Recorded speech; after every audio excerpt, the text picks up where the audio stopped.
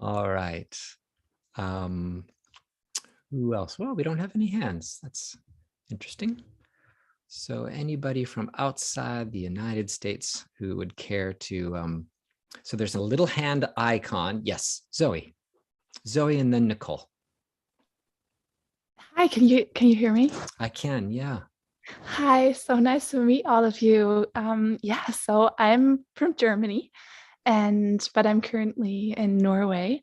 And actually, I just finished my master's thesis, and I wrote on the role of hope in communicating about climate change. And Charles' book,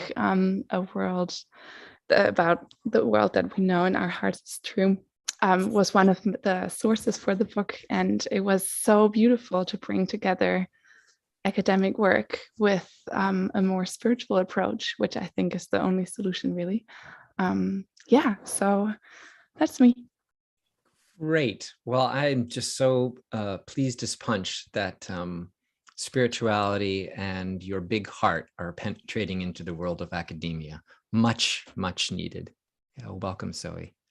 Let's go Nicole, Anne, and Tobias. Yes, hello. I'm from Germany as well, and I'm working in nature conservation since a lot of years, and I see the urge of more spirituality in these scientific jobs. So I know so many colleagues, they are so exhausted from just working in the outside, and everything is going down and declining. And yeah, I'm looking for fellows who to connect with to support this spiritual raising.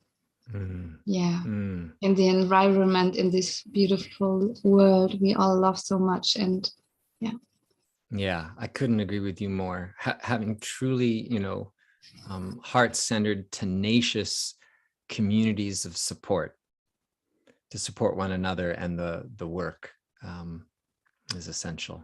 Yeah, good to meet you. Let's go Anne and then Tobias. Yeah, I'm the third one from Germany. Maybe there are more.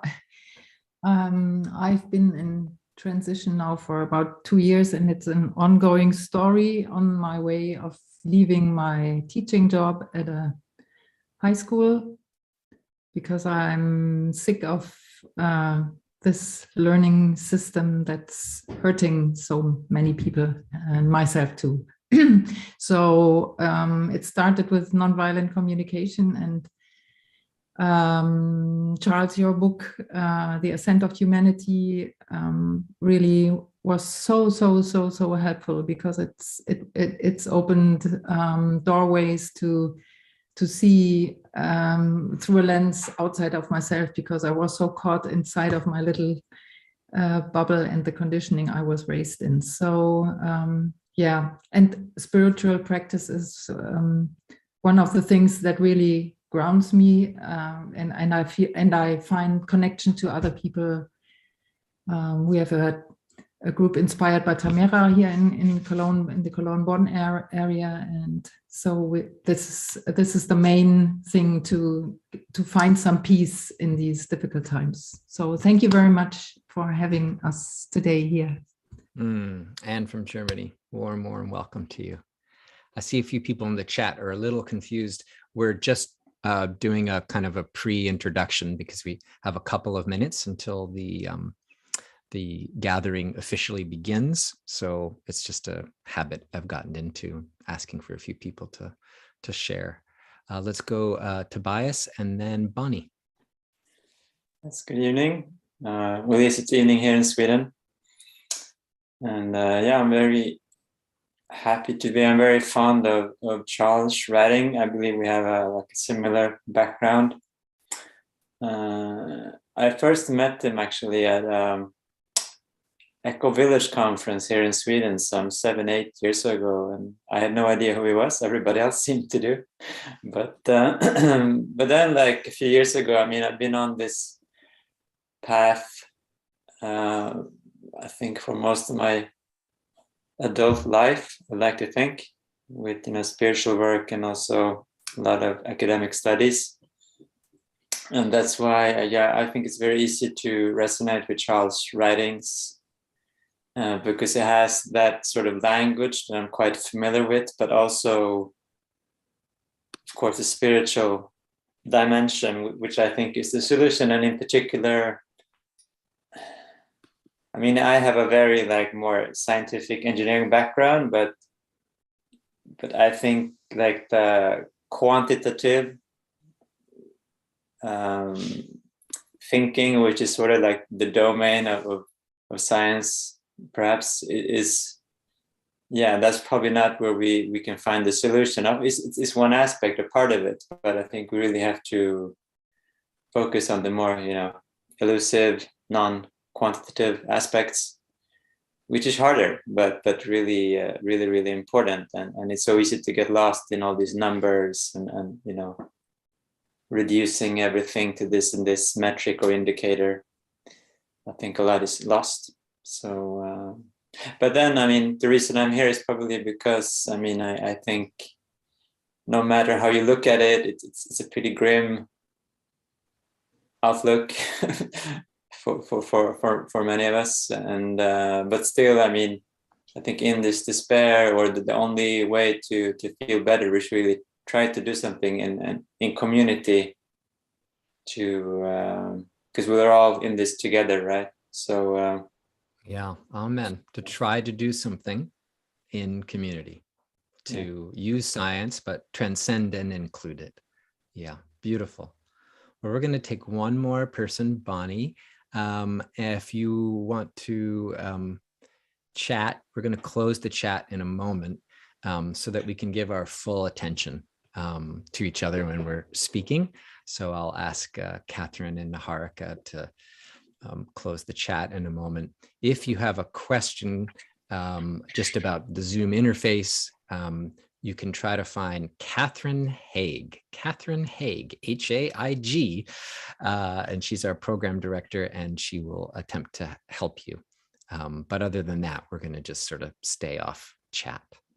So Bonnie, you get the final introduction, please. Can you hear me? Actually, I can, absolutely. Okay, very good. Hi, I'm a Swiss living in Holland, and I'm a big fan of Charles Eisenstein and Robin Wall Kimmerer are my two big inspiration people. I saw Charles giving a lecture in Holland, I think 2 years ago, at Tree Ference, not a conference, but a Tree Ference. And I'm a bio-based architect and landscape architect, and I'm very much interested in regenerative agriculture. And we have here a person, he's called Matthias. Now I lost his name. I'm just a little bit intimidated by all these people, I think. Looking at the screen. It's kind of he's a Dutch person, and he's also a kind of a nature philosopher. So a lot of the things echo also in the narrative of Charles. And he also says that there is some the inside of transformation, regeneration. There is a kind of insight thing. The thing is not in changing things. Of course, we have to change a lot of things, but it starts with changing something in ourselves. So that's what really resonates for me. So that's why I'm here. I'm just very curious to hear everybody. Well, your curiosity and your heart are warmly welcome here. That's really good to have you, Bonnie. Thank you. Thanks for warming up the space, especially because there's so many people. It can make a person a little nervous. All right. Well, that was, again, for those of you who just came on, that was just a little warm up, a few people introducing themselves. So I'm going to hand it over to Naharika to press record and to launch the gathering.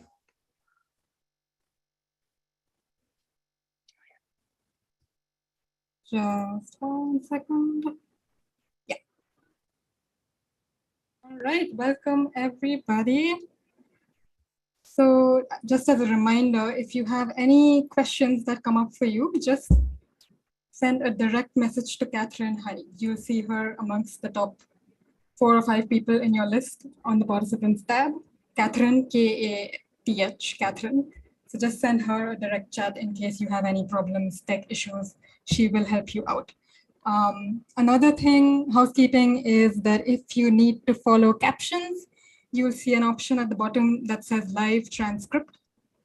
You can click on that and you can enable captions for yourself, and you can, if you have, yeah, it'll just make it easier for you to follow the spoken word if that's helpful for you. All right, so we are also streaming live on YouTube. So in case you get locked out of the room, you can always join the YouTube link and watch us from there as well. So hello to everybody who's watching the recording or listening live. Let me start by introducing Jonathan. Jonathan is our beloved founder of the Purpose Guides Institute. Jonathan's soul has this unique and beautiful gift of midwifing people back into wholeness by guiding them to find that place where your deep gladness and the world's deep hunger meet, as Frederick Buechner says. And he does that by guiding people to find and embody their soul's deepest calling. And he also does that by training purpose guides to support others in doing that. So at PGI, we also train people to become certified purpose guides. For over 25 years, Jonathan has been a psychotherapist, meditation teacher, and a purpose guide. He's also founded an environmental activist organization called Green Sangha. He recently retired as the adjunct professor of JFK University, and he's also a contributing author for the anthology Purpose Rising, along with other authors like Bill Plotkin, Erwin Laszlo, and Ken Wilber. He's also had the incredible honor of teaching alongside eco-activist Joanna Macy, human potential pioneer George Leonard, and eco-psychologist Bill Plotkin, many of whom might be familiar to many of you. So welcome, Jonathan, and welcome, Charles. Maybe, Jonathan, you would like to introduce our wonderful guest tonight?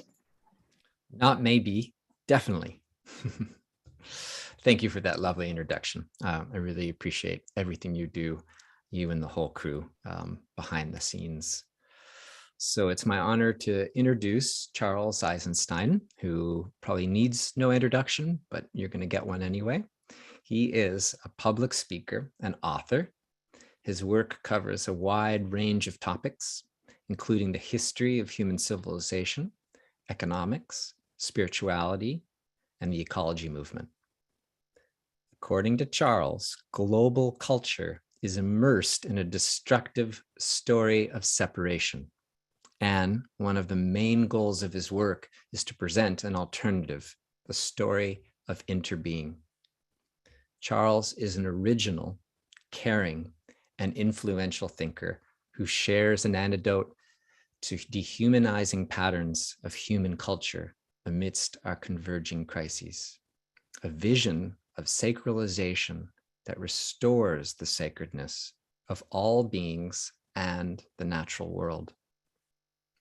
He transmits a profound clarity, a disarming open-mindedness, and deep care for the human future and that of the more than human realm. Charles is the author of several books, some of which you will have read, or I think you might want to check out, including The Ascent of Humanity, The More Beautiful World Our Hearts Know Is Possible, Sacred Economics, and pertinent to why I invited Charles to come to this council, Climate, A New Story. I admire his ability to take disparate topics and sense where some unexplored aspect may reside.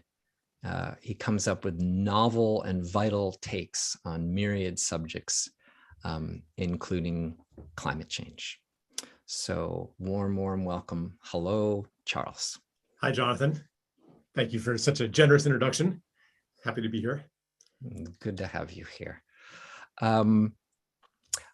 So in a moment, I'm going to sort of start a very little brief interview and ask you some questions. But before I do that, is there any sort of, by way of just setting the stage, anything you want to sort of say or lead a minute of meditation? Just and I can go right into the interview if you'd like, but I just want to see if anything spontaneously arises that you'd like to share to kick us off. Yeah, maybe I'll just note that every single person here on this call is here because they care deeply about life on Earth. And that already, for me, is fuel for optimism. Like, it's showing us a part of human nature that isn't always so obvious when we look at the state of the environment on this planet. So let's like notice this part too. Amen. Yeah. So I'm going to just invite us all to close our eyes for a moment and follow the perfume of what Charles just shared. Is take a moment to sink into, if you're not already there, your deep caring and love of life, all life. It's from this place that we can meet all across the globe via Zoom. We may be different in many ways.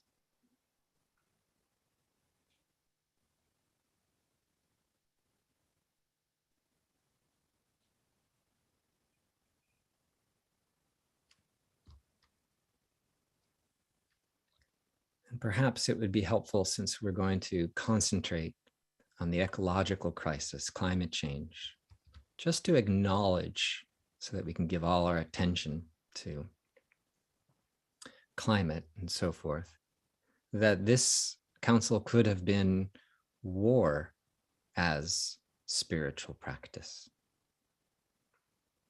racism as spiritual practice, sexism, homophobia, transphobia, inequality as spiritual practice.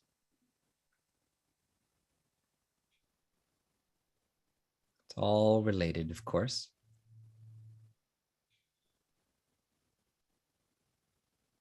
And our love isn't exclusive to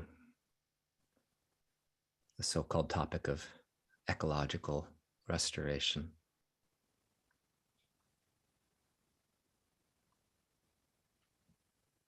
But that is where we're going to take our deep dive together. So I'm going to start with the questions. And Charles, you can just go on for 10 minutes if you like, or pause, and then I'll have, many more questions for you. So here's number one. So, as you know, traditional environmentalism often claims that climate change is the number one issue. From the International Panel for Climate Change to those familiar hockey stick graphs, especially around carbon and methane, it would seem that there is much evidence to support the climate change's preeminent narrative. In your book, Climate, A New Story, you seem to see things a bit differently. So my question is, in your view, what is actually at the heart of the ecological crisis, and where does climate change fit in with that? Yeah, okay.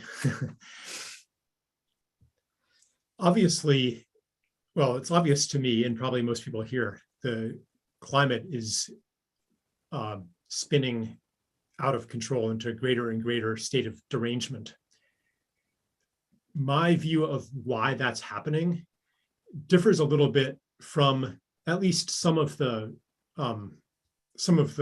voices in the climate movement, because really where I'm coming from is to see Earth as a living being.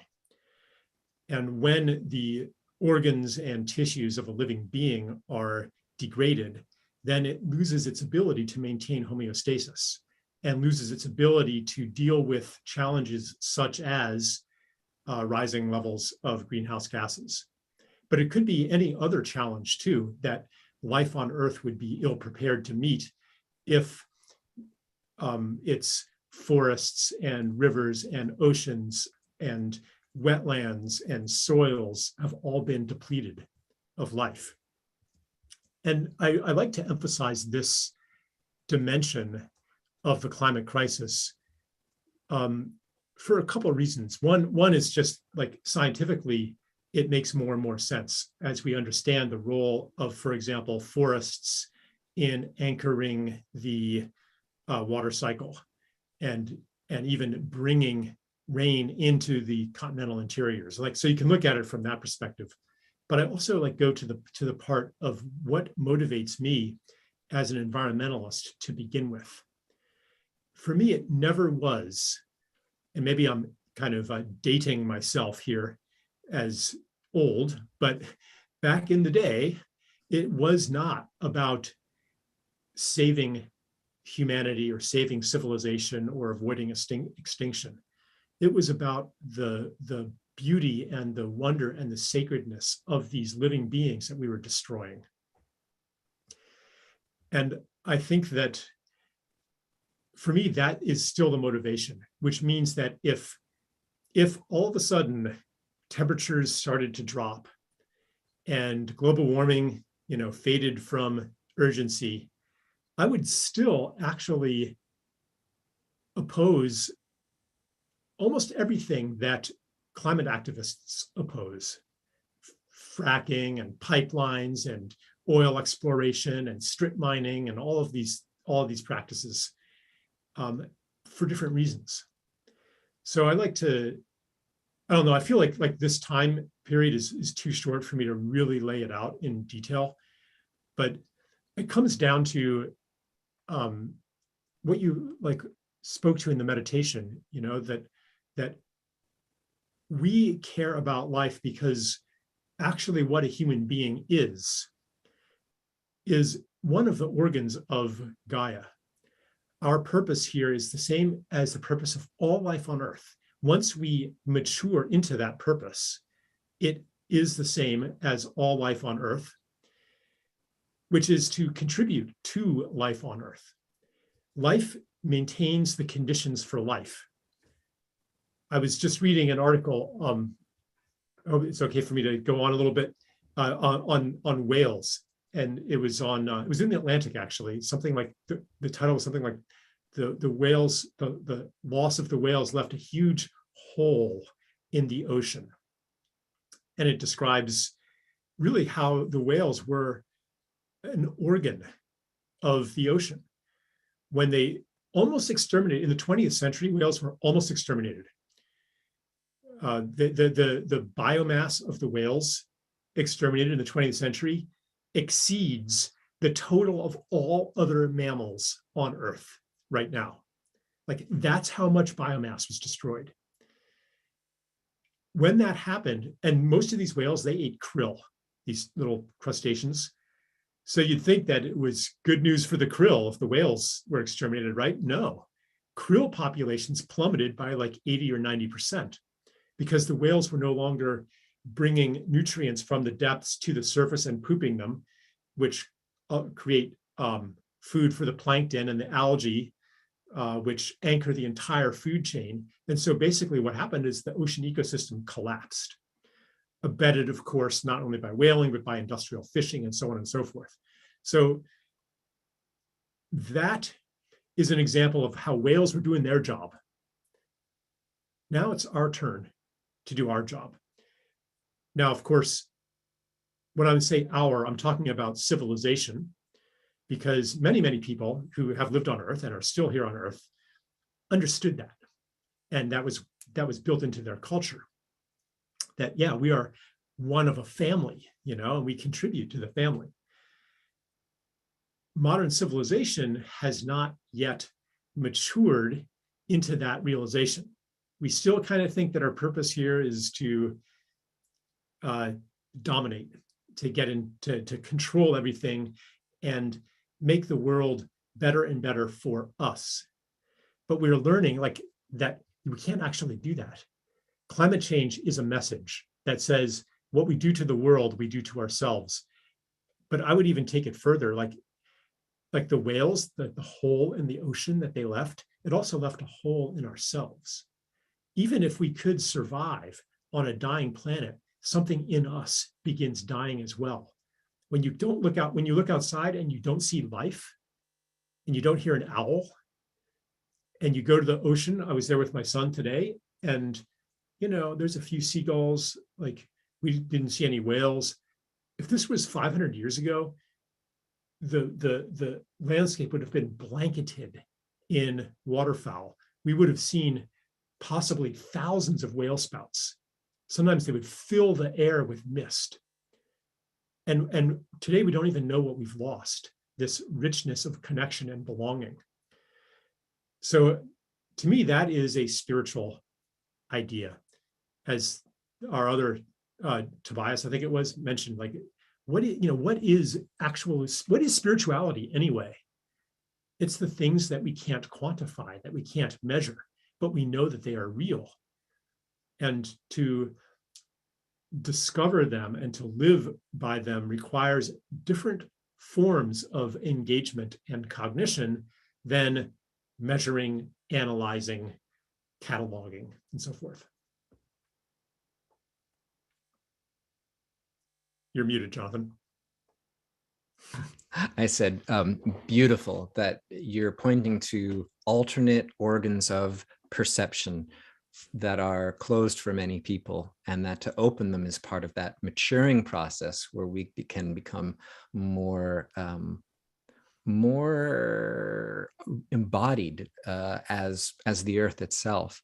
I want to come back to that spiritual piece because it's so key to this, but I want to ask one sort of sciencey question, and to bring us sort of into the council. So sort of let your psyche think if there's a kind of an induction you want to offer. Otherwise, I'll do it. But my question is this: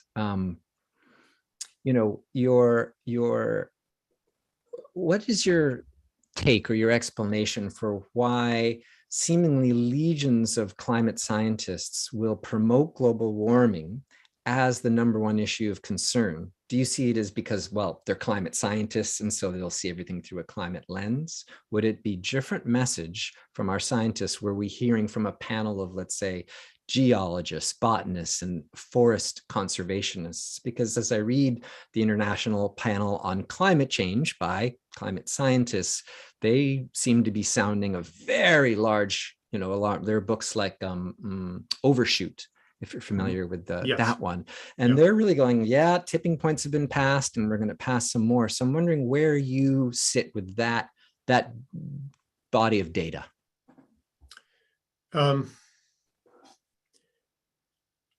I used to be much more alarmed in those terms than I am now. In the 90s, I've been following this issue for pretty much my whole life.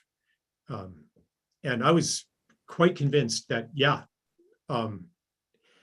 were going to have an ice-free Arctic by the year 2007, I think it was, and then the year 2010, and then 2013. I was thoroughly convinced that we were facing runaway global warming, and we had a window of 5 to 12 years to stop it. Otherwise, it was going to be too late. And that window kept getting, it's still 5 to 12 years. And I guess I came to be skeptical of that particular kind of alarmism, while at the same time becoming more and more alarmed about what I was seeing environmentally all over the world that might be caused by warming temperatures and might not. Like, what if you, and again, this is like much too big a conversation to have in this format. And I'm,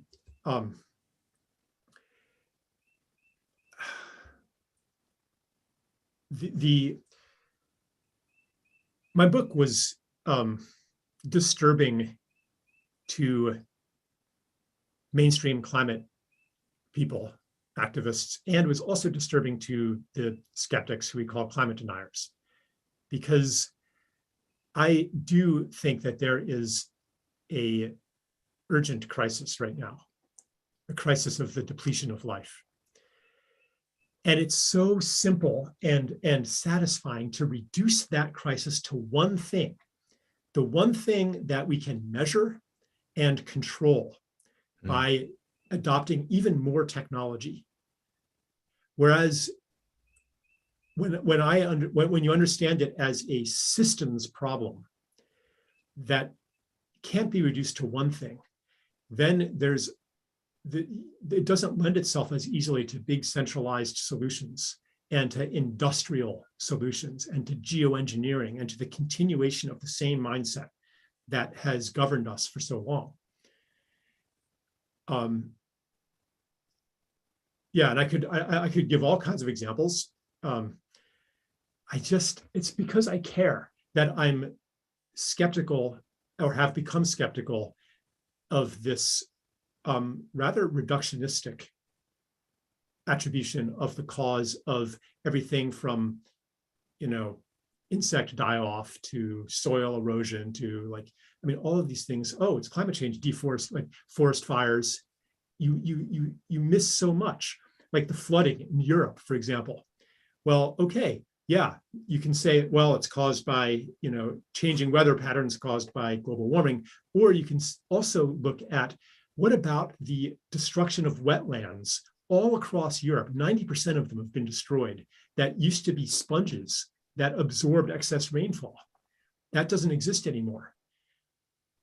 So let's look at that and then ask, who benefits, or how do I even benefit from ignoring those things? Like, what's being left out? That's always my question when you talk about science, when you talk about numbers. What's left out of the numbers? Often what's left out are the people and places that are always left out by the numbers, by the financial numbers, by the scientific numbers. And we got to bring everybody back in and start seeing what is invisible through our customary lens. So what I'm saying pertains whether or not the climate scientists are right. They very well may be. They very well may be. I'm not actually invested in overturning that narrative. It's just not where I put my focus. And where I'm putting my focus pertains whether we have cooling or warming in the next 10 years. What the most important thing to do is the same. It is to protect any undisturbed ecosystems that still exist, and it is to regenerate the ones that have been damaged. And that makes sense also even from a carbon perspective, because these are the carbon sinks, the soil is the carbon sink, the forest, et cetera, et cetera. So I don't want to get into that conversation because it's not necessary. It's a distraction. And it has served to divide, like a lot of traditional people who were traditionally environmentalists, they were like ranchers and hunters and people like that. And they've been kind of excluded from the, environmental community. So anyway, could talk a lot more about that. Yeah. Only 100 follow-up questions. It is one of your soul core powers, in my estimation, to ask the question, what's being left out? And then you have those dark adjusted eyes that see those different elements. So I don't hear you saying, no, I've studied and come to the conclusion that the International Panel on Climate Change is wrong, just that it may or may be correct, but there are other elements and they hardly get any of the ink, and you're pushing those forward, saying, wait, it's a whole systemic thing. There's the forests and the insects and the whales and the krill and, well, everything else in capitals. Right. Yeah. Yeah. Okay. All right. Well, I want to begin to segue us into our council. And so the council question is pretty simple. And Charles, you can reformulate it as you see fit, but it's something like this. As I feel into the ecological crisis before me, what is in my heart? As I sense and feel the ecological crisis, which I am in, which is moving through me, which I am a part of, what is in my heart? And in a moment, I'll show a slide with some council guidelines, but I just want to make space for Charles if there's any words of induction that you wish to add. Yeah, I would offer to change the wording from ecological crisis to something a bit more visceral. Like, what is some aspect of it that really hits you? For me, it's the destruction of the Congo rainforest, the Amazon rainforest, the burnings, the plantations, the the pits of the mines that are destroying whole mountains. You know, like I have like these images. The beached whales with plastic bags in their guts, you know.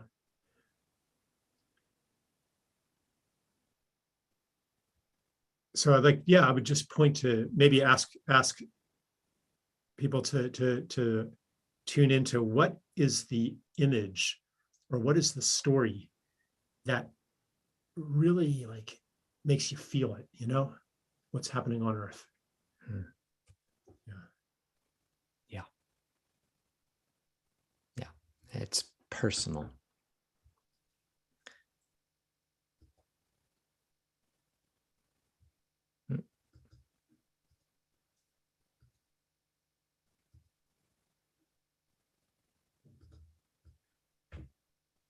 So we are going to share very soon that story, that image that hits us viscerally. A few people will have a chance to share, and Charles will mirror or, you know, offer a little something back, and then we're going to break out into groups. So this is a very truncated council set of council instructions. So to avoid discussions about who will go first, we're going to share an alphabetical order of your Zoom name. So just do it that way, starting at A. And then each person will get about 40 seconds.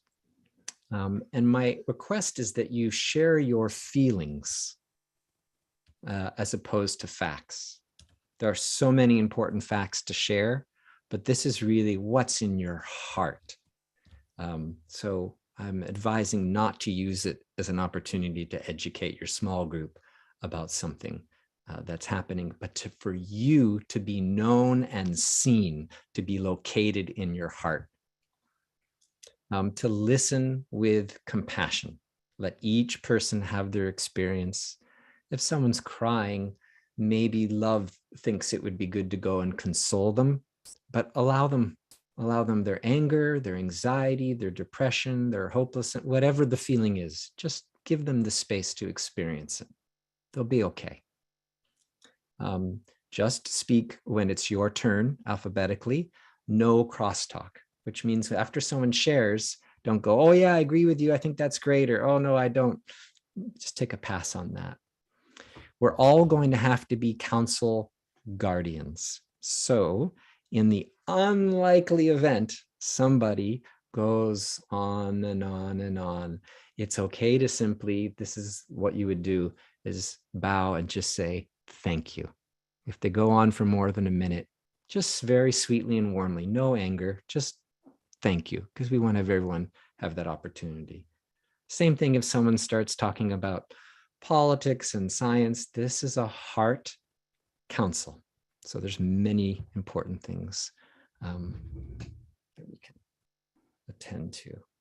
So in a moment, I'm going to ask a few people to raise their hands to share an image, a story, what is in your heart that tugs that feels so alive for you as you contemplate either the total ecological crisis or something very specific? Okay. Let me stop sharing this. All right, and you'll have to let your camera be on. Okay, great. So let's go Amanda, and then Ali, then Kay. So you can unmute. Hi all. And I'm if in you would, Australia on my. please just keep it to 40 seconds. We're going to do kind of a demonstration of the way it'll work when we're in groups. Thanks. I'm in Australia on my dawn walk, and I wasn't expecting to speak, but what sits in my heart is the fear of suffering of watching the animals suffer, because the bushfires that we had in 2019 was something that the landscape doesn't understand in the way that they were so fierce. And I saw the animals that couldn't outrun the flames that normally regenerate the bushland in Australia. In fact, it destroyed. And I had so much fear for the animals in the environment that can't adapt fast enough. Thank you. And Charles, as each person goes, if you want to just meet them, you can also say pass and I'll do it. You're muted. I was a little confused. I thought we were doing breakout groups, but no, We're it's just- demonstrating with 3 people, kind of the way, just sharing. And in this case, Okay. you're going to have the opportunity to, yeah. Sorry for the confusion. Yeah.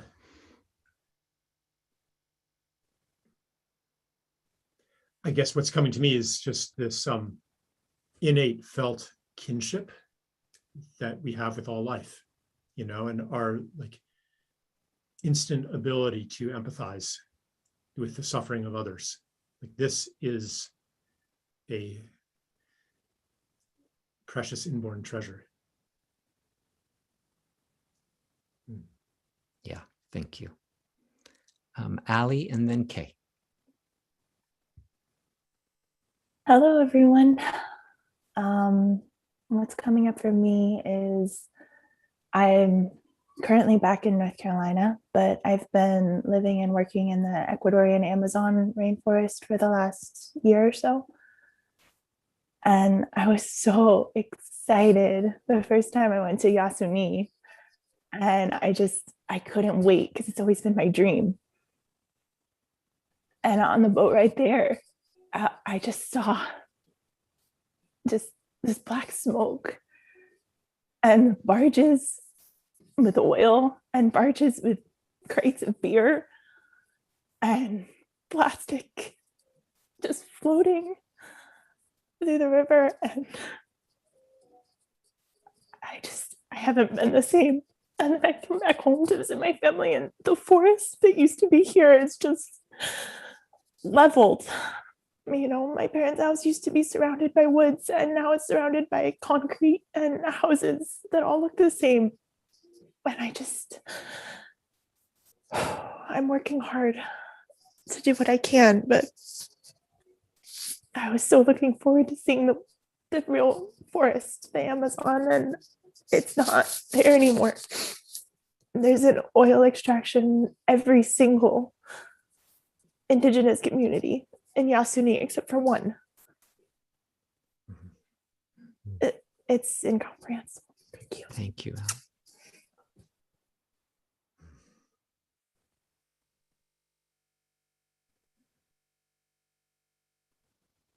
Yeah, thank you for sharing your grief.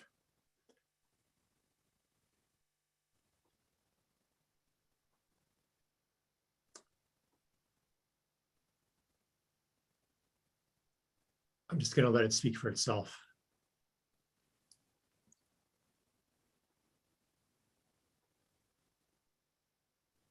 Kay, please share. Thank you. I was just recently brought in touch very powerfully with my heartbrokenness by a little snippet on NPR recently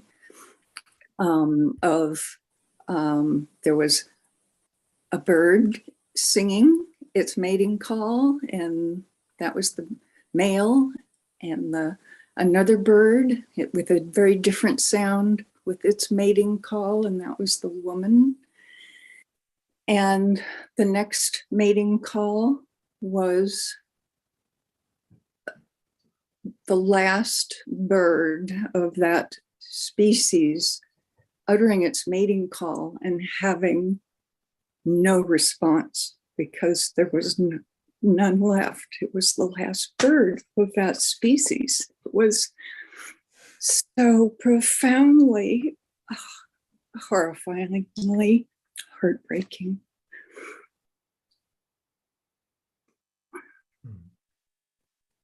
That's it.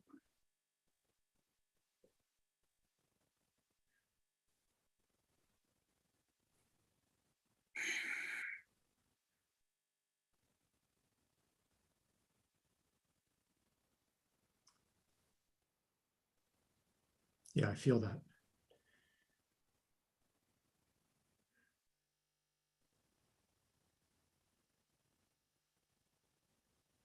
Yeah.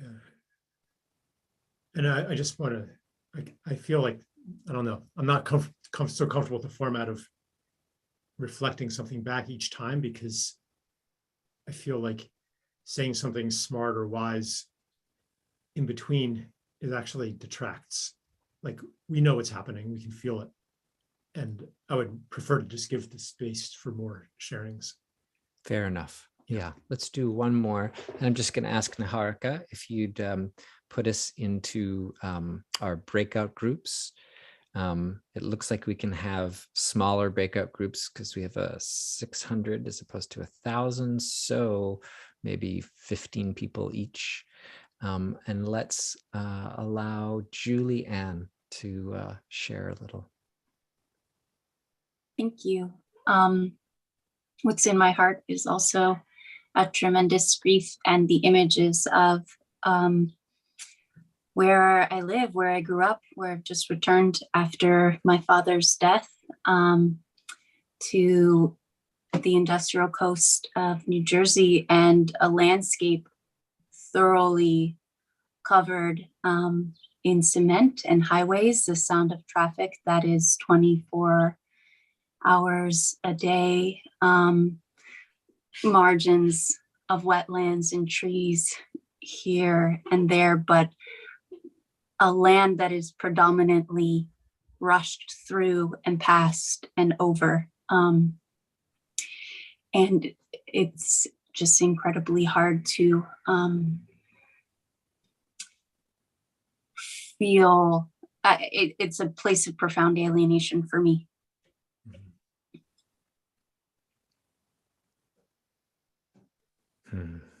Warmly received, Julie. Yeah, one of the things that I miss is a natural soundscape. These treasures that are lost, you know, like they're among the things that we don't count or can't count. You know, since when does being able to hear the sound of birds instead of the sound of cars, like, where does that fit into the calculations? And for me, it's so important to take in the reality of what's been lost. That's what grief is, you know? Grief is actually the process of knowing that something is lost in your body. And if we don't do that, then we'll never really know how precious all of the beings are that have not yet been lost, but will be if we don't hold them that precious. So really, like, understand that your gift, your grief is a gift, and it's not to like drag other people into it, but it's like to say, hey, this too.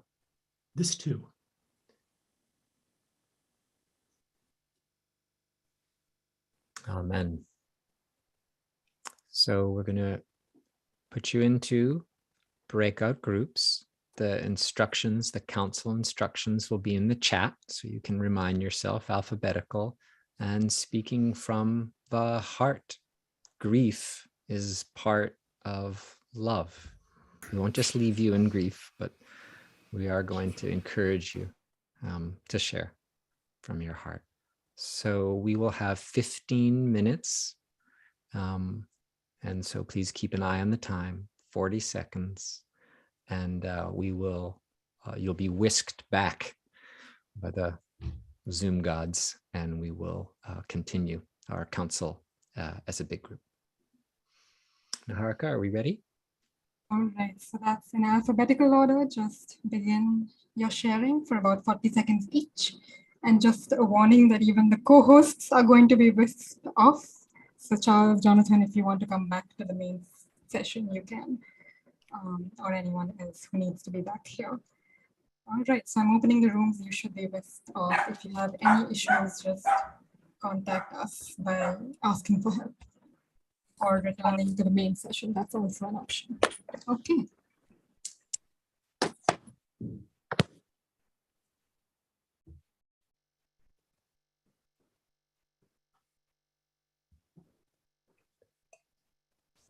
I guess I'll start. I'm always first.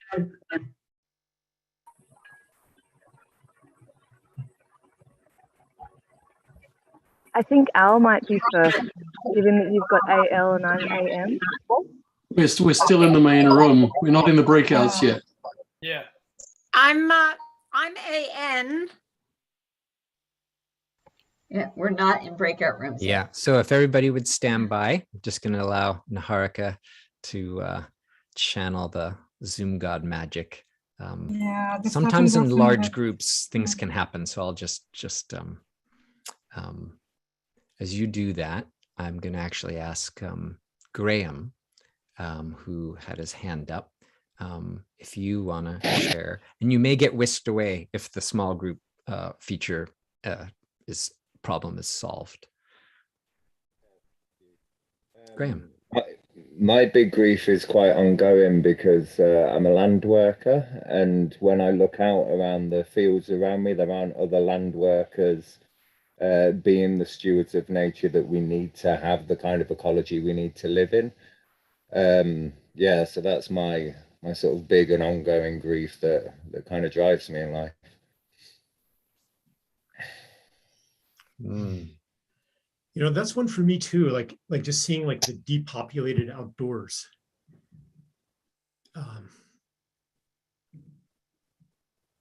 It's and the alienation. It's like we're abandoning the world, you know, and living in these boxes and on these screens. And like sometimes I feel indignation and critique about that, but underneath that, it just hurts, you know.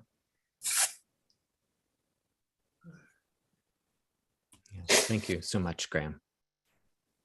Let's go to Nicole and Wildly West. And Naharika, you can just keep working away at it and see what happens.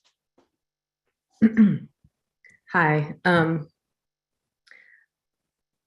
So for me, I really look at, I've been chronically ill, and my older daughter's been chronically ill for years. And I really see we have diagnoses like ME, and my daughter's long Lyme or whatever.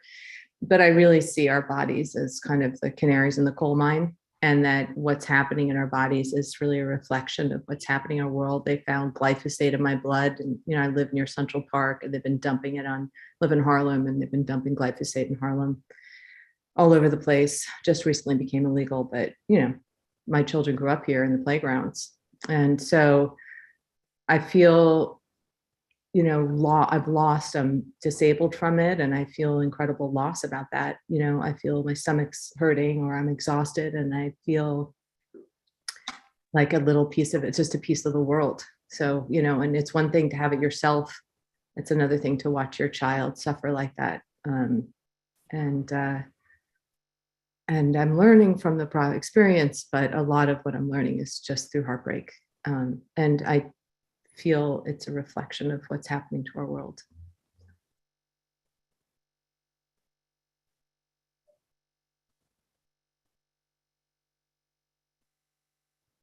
Thank you, Nicole. Yeah, in each locale, it's something a little different, but it's a version of the same thing. To call it an unskillful action would be as least dramatic as I could possibly call it. Thank you. Wildly from the West Coast, and then John Vernon. I'm going to restart the recording because it seems like we don't know what's happening with the breakout groups yet. Yeah, I'm so sorry. This is not at all working as we had half anticipated. So Jonathan, let's go with plan B. Plan B. Yeah, got it. Yeah, and it's really wonderful actually to stay together as a large group, although breakout groups are wonderful. So we'll continue in this way. And Charles, no pressure. You don't have to mirror or say anything. And if you feel inclined, feel free to just offer a little something if it moves you. I think, yeah. Okay. All right. Wildly.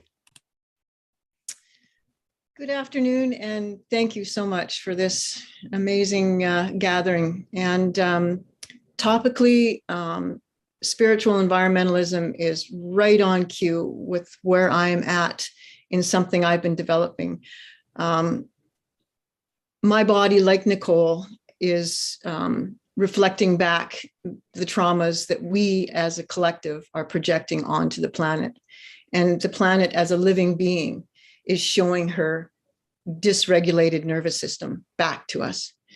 And so we're going to feel this profoundly. And the more sensitive you are, the more your body's going to react. Plus we have the pollutions and toxins that are in the environment. Yeah, my grief is profound. I'm in the Pacific Northwest. I've been fighting for salmon, for the forest, for the whales all my life, because at an early age, I recognized our connectedness. And so it's just been, one and the same. There's, never been a dispute, but I've come to realize that so many are disconnected. What has saved me of late was I started to become dismembered. My whole body started to crash. And profoundly, and what I understand to be synchronistically, I was in a class taking shamanic practicing. It saved me. It saved me from the ravages of what was happening around me. I still have a stress disorder. I've been diagnosed with complex PTSD because of trauma in my life and because of the trauma externally. And at the same time, I started to reflect on how the environmental movements, like Charles has so eloquently conveyed to us, were not being effective. Why? Well, because they were being too mechanized in their approach to climate. They would adopt the indigenous style of spirituality to make up for their lack of expression within their own movements. We need to do better. And so the one thing that I'll quickly say is that I have decided to gather the entire salmon nation between Alaska to California in a shamanic ceremony every equinox. And so to have this land on my email thread is so synchronistic. It's simply profound. And it tells me that I'm on the right path. And so this will be one way that I can find a solution to gather hearts, to raise vibration, raise consciousness and resonance. And maybe through the sacred elements like water, fire, air, Gaia, we'll each find our own ceremony and burn our fires and our intentions at the same time. That is my hope, so that we can come back to understanding that we are all connected. Mm. Thank you, Wildly. Follow shamanism, animism. It will keep you grounded in the truths. Maybe I'll just say one thing apropos of that. Because there's a lot of discussion these days about cultural appropriation and should, white Western people even be doing shamanism. So I like to take it back to first principles. the first principle of shamanism, and really in the worldview of every indigenous culture that I know about, is simply that everything is alive. And the recognition of that truth lives inside of us, even if we are many generations removed from indigeneity. It's always there. So, like, find the part of yourself that knows that that's true, and you will know what the next step is on the path of recovery. Absolutely. Yeah, thank you, Charles. I'm going to improvise and see, Naharka, if we can do this. If we can spotlight and have like a mini council for about 7 minutes. And if you can spotlight the first 4 people after Wildly who've raised their hand under participants, that would be John Vernon, Nancy Margulies, Cara Ray, and Bob Dunn. And if you could highlight them and Charles and I, we could attempt to experience a little intimate group with an inner circle and then the outer circle, listening with the ears of the heart. And if the Zoom gods are unwilling, that's okay, because what we've been doing is also working. So I'll just give you a moment, Naharka, to see if we can do that. Again, it's the first 4 people. That if we can highlight them and myself and Charles, Yes, so we have 6 people spotlighted, including you and Charles. And Great. deep apologies to everybody that the breakouts are not working. This is a breakout room Zoom tech feature that often doesn't work in big groups. We've had constant back and forth. And so let's improvise by having a sacred council here and by listening to each other's sharings and finding whatever resonates in your own heart as you receive what is shared by the people in this council. Terrific. Yeah, thanks for your efforts. Right now, I only see myself and Charles, but in the recording and everywhere else, Yes. Can people see the 6 of us? Yes. Terrific. Okay, so the mini council.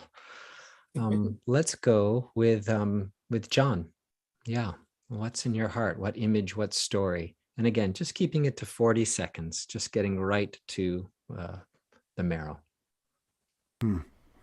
Well, so grateful to be here with all of you in this way.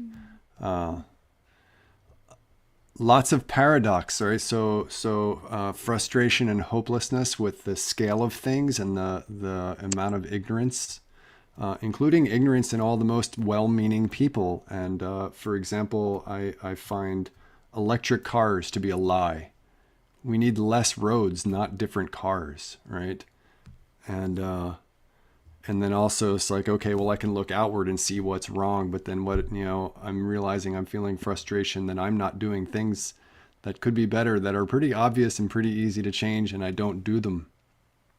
And also for keeping small and falling into the helplessness, right? Oh my God, it's so big, and not doing what I can do as an integral coach and a Zen meditation instructor to really help people move through this. And with that, being here today with all of you is providing me with fuel to take some more steps and keep going forward, despite all the tragedy, and in celebration of all the beauty. And thank you for this time.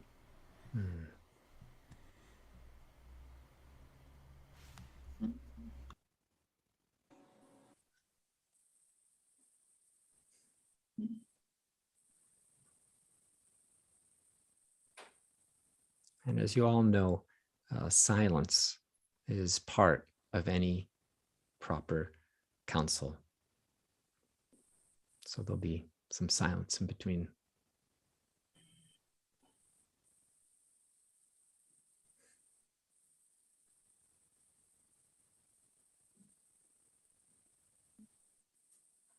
And it's not just watching this, whether it's the recording or being here live, it's following the perfume of your own truth, your own grief. Let yourself feel.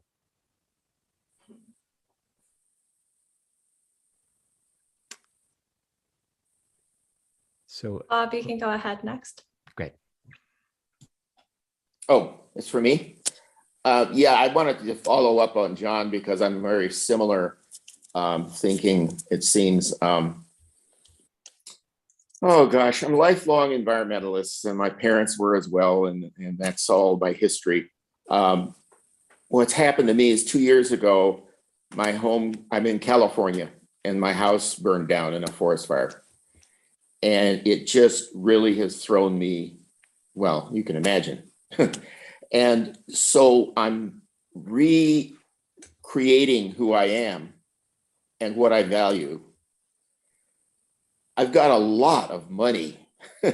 I don't have a house, but I had insurance. So I'm a white Westerner, and I'm feeling so taken care of through this crisis that I feel guilty that I have all of these assets and things, and I'm wanting to simplify my life, simplify my lifestyle. And I can do it for myself, but I'm also wanting to encourage others to simplify their lives. And so this is my current situation. I guess I'm feeling guilt at my own superiority, as it were.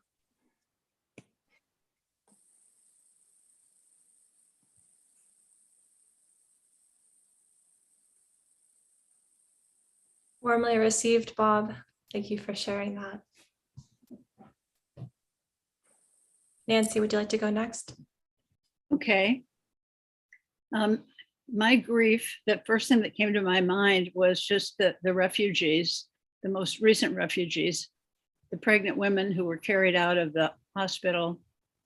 I saw in the news that one woman was told that her baby, she did give birth to a baby, but that it was definitely going to die. And she said, then I'll die too. And they tried to revive her and couldn't. And that brought up for me the thought I've been having, like as I'm part of an elders group and being in my mid 70s and thinking about when does this generation leave the planet? I had a kind of a wild idea about being more intentional about that. Part of me wants to stay and part of me wants to make room. And it's just my personal dilemma these days. Oh, sorry about that. I'll mute myself.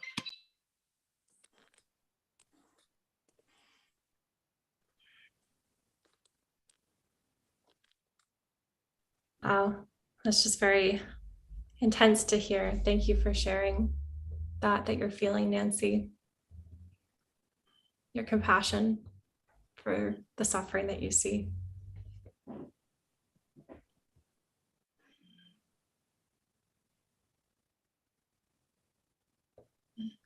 Kara, would you like to share? Yes, thank you. So nice to have a space for everyone to just share grief. I think for me, my life has seemed to have started with this deep heartbreak and grief with environmental trauma and trauma of humanity as a baseline. And I think that is the case to the awakening of aliveness and the duality of how those things interact with themselves and how close love is to grief and grief is to love energetically. And there's so much beauty for me in the mechanism of the integrated intelligence system that lies within us and within the mycelium network and the planet and in the ether. And it's just the coin flip of that tremendous heartbreak of, inequality and injustice, and what that does to the human heart and the heart everywhere, and that interconnected nature, and that internal landscaping as being part of the external landscaping is really an awe-inspiring, like nature is in its perfect natural form. It's this awe-inspiring way to continue to show up in that space and continue to feel and to grieve and to love and again and repeat in its sacred geometry. So beautiful space. Thank you.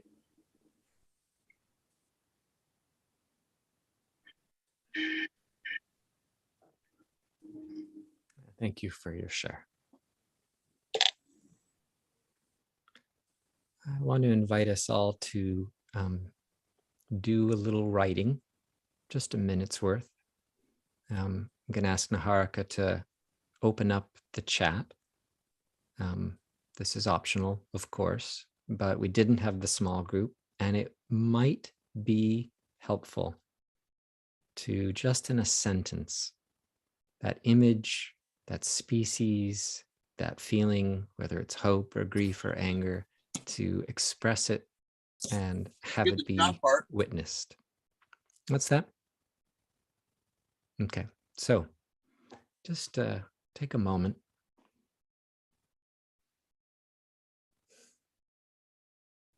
If this were a 5-hour long council, and all 500 plus of us had a chance to speak, what would you want to be witnessed in?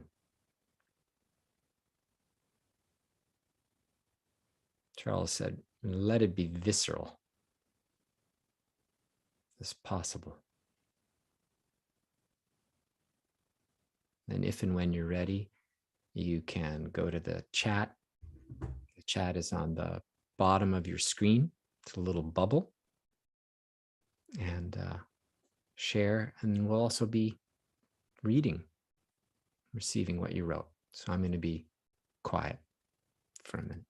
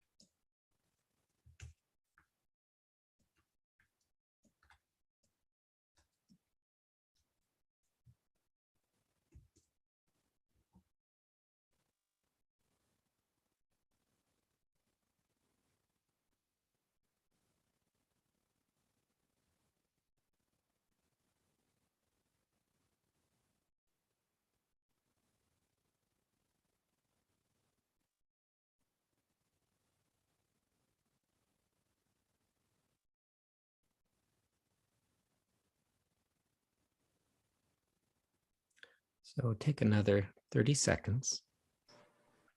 You won't be able to read them all. Being a completist isn't necessary. And I've asked Charles if he would read a few of them out loud, just to give voice to a couple of them.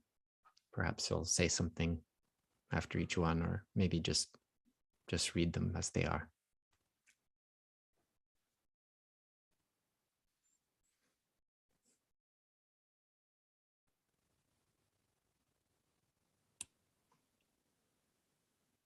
I'm now trying to find they're going by so fast. I saw some ones I really did want to read.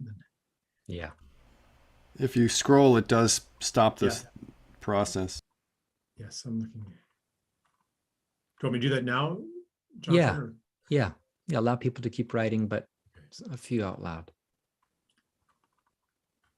They're heartbreaking. Thank you, everybody who's participating in the chat share.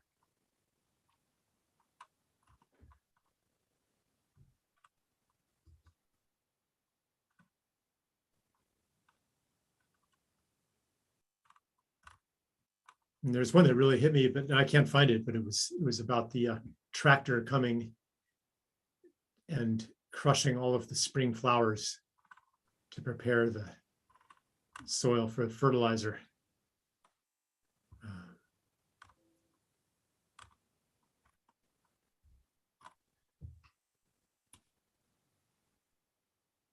And then there's some of them are just like this pain, like one, I feel that humans are a scourge on the earth, like a biblical plague of locusts. The horror of it overwhelms me. Empty ocean.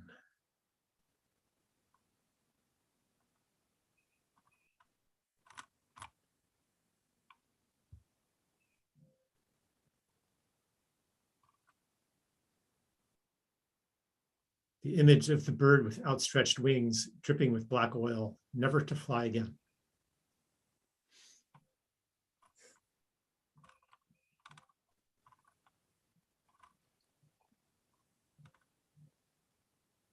Disgust at the trash and garbage left continuously by the Hudson River.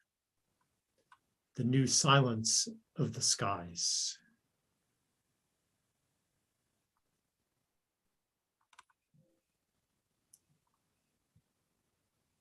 The black holes we're digging and where everything we love disappears. My son said to me, like, all the trash in the streets makes him feel like home.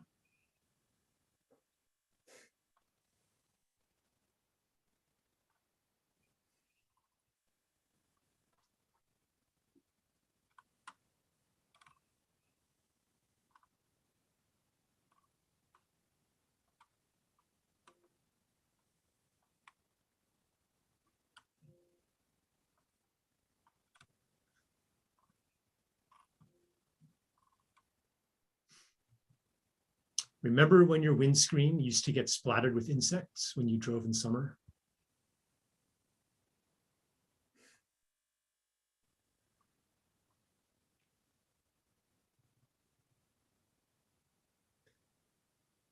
I miss the meadow where my soul could just find beauty and comfort and inspiration.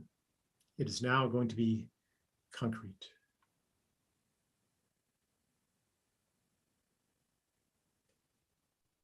No one will ever know the sights I have seen in the 1940s of the air being black with ducks.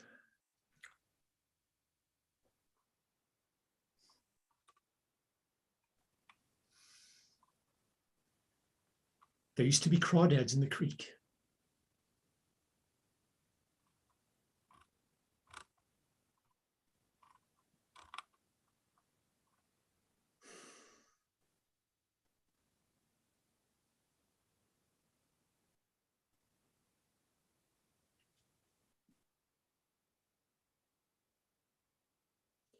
Maybe I'll add one of my own. What came to me in our meditation is the place I used to roam as a child. If I close my eyes, I can still see the wild black raspberries, the pines at the end of this long path. Like every detail of it is engraved into my mind, and that place is gone. It's totally erased. It's a housing development.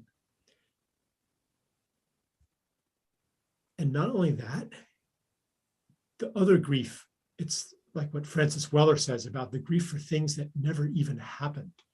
Like it never happened that I took my sons to that place and told them the stories of my childhood and anchored them into a multi-generational place.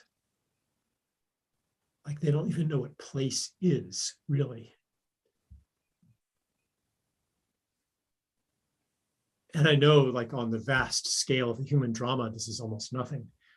One time, I told that story of the place of my youth that was obliterated. And a woman said, "Charles, stop complaining. That's happened to everybody." And I was like, yes, that's my point. It's happened to everybody. And we take that as normal. And then we gaslight ourselves for even feeling so like for feeling sad, like this underlying sadness, you know? We have to recognize that those things are important, because if we recognize that those are important, then we'll start seeing the importance of everything else on earth too. It's all the same continuum. and we'll recognize what's important for other people, not just ourselves. That's the gateway back to healing.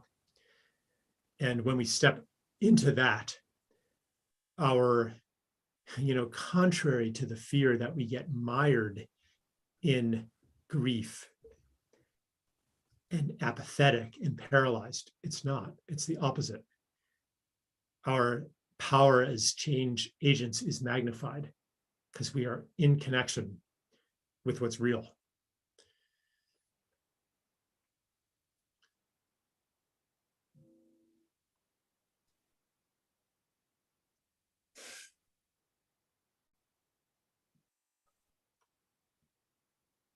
That is the story that we all share.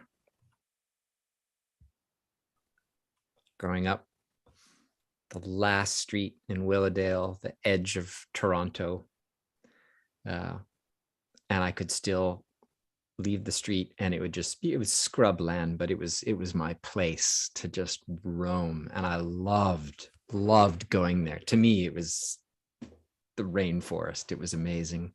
But I don't know, by 6 or 7, the bulldozers came and more streets, and it was gone.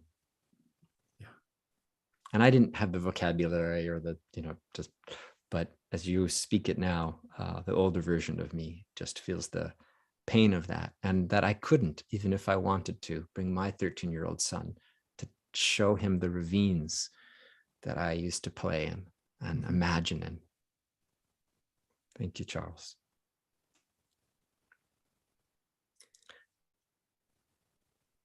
Well,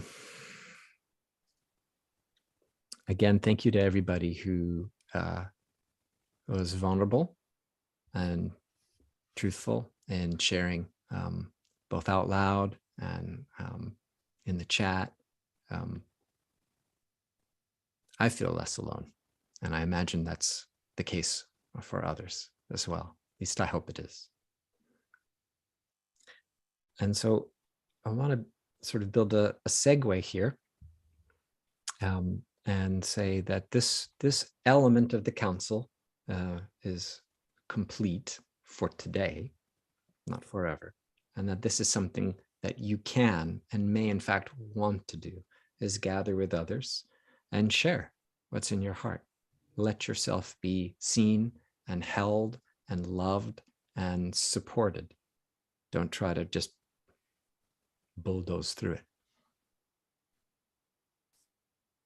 So as we move into the next stage of the council, if you wish, you might want to join me and take a little stretch. You have a body. You are not just a screen Zoom dweller, believe it or not. So I personally like to just move a little. You can join me or not. It's totally up to you.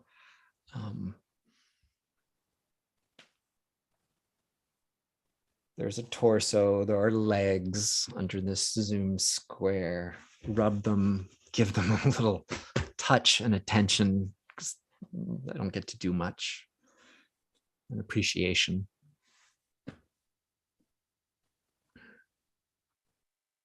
So this next last 45 minutes, the question I want to have us all go into and have you lead us or co-lead us, Charles, is what do we do with this one wild, precious life, as the poet Mary Oliver put it, right? My favorite quote on the subject of purpose discovery is Frederick Buechner, the theologian. How do we find that place, that crossroads between what brings us fully alive, what brings us our joy and gladness, and where the world's hunger meets? The quote is, in the place where your deep gladness and the world's hunger meets. So let's sort of just begin an induction with that. And I'll say another word or two, but please come in. We'll sort of co-create it together as the mystery sees fit.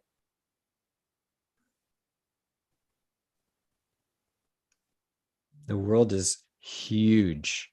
It really can't take care of a neighborhood in in China very effectively or efficiently. So the question is, what is yours? Where does love lead you?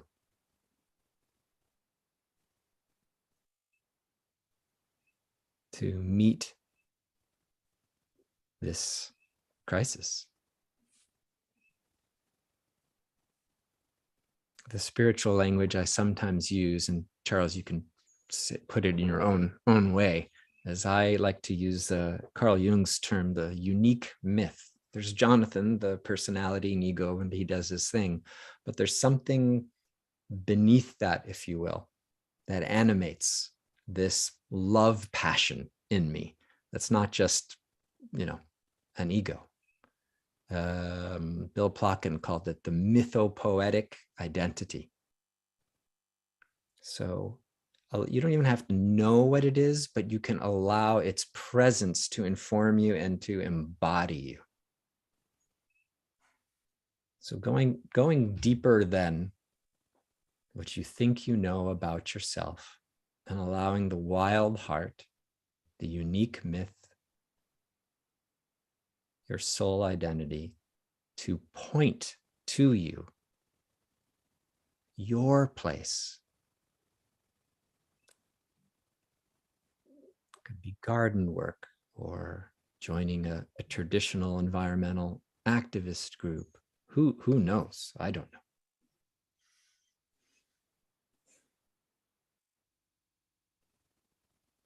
And the last thing I'll say is just, it's listening and receiving. I'm not inviting you to think about the myriad choices you have for activism. Just be an available, empty space in which that which I call soul can be heard, felt, seen. And it may not come in words, it could come as a bodily sensation, as an image, as an insight, as a symbol, or it may come as an animal or a habitat. So just take your time, and Charles may add or to these instructions.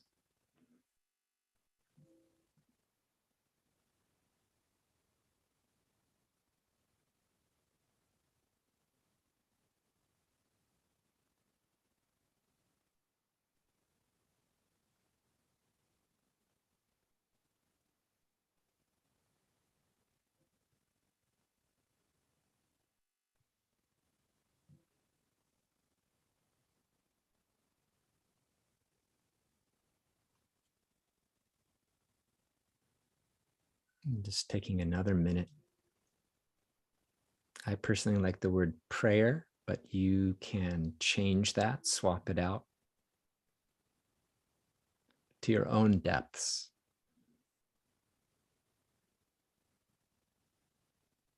Imagine that you exist inside of soul, inside of the great mystery, not the other way around.